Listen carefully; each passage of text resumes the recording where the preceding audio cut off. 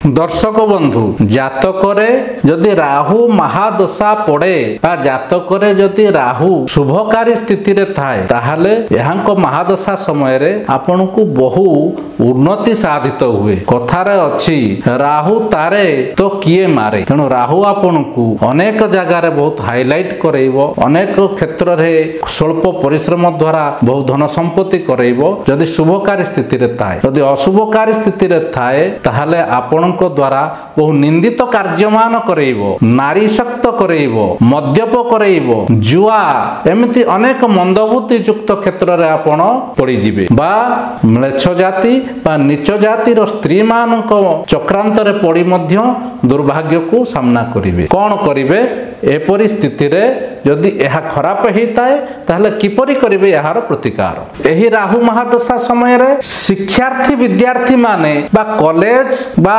जो माने उच्च स्तर विद्या हासिल करने को जाउथांती एही समय रे आमे देखिचु अनेक विद्यार्थी माने पथभ्रष्ट हो जाती। तेणु कौन करिवे एपरि क्षेत्र रे प्रतिकार। गोटिए तंभा कणा पैसा अमावास्या दिन नदी रे प्रभावित कर दियंतु। सोरिष तेल और नीलम रत्नटीए सफाई कर्मचारी को दान करंतु। सेहीपरि गाई परिश्रा रे दंत मंजन करंतु बा दांत धुअंतु। श्रीफलटीए नदी रे नहीं अमावास्या दिन भसई दियंतु। जब धान को क्षीर रे धोई नदी रे भसांतु। देखिबे राहुंकर शुभ फल आपन को प्राप्ति हो। देखुथांतु मोर ए चैनल टी को लाइक और सब्सक्राइब करने को भूलिबे ना।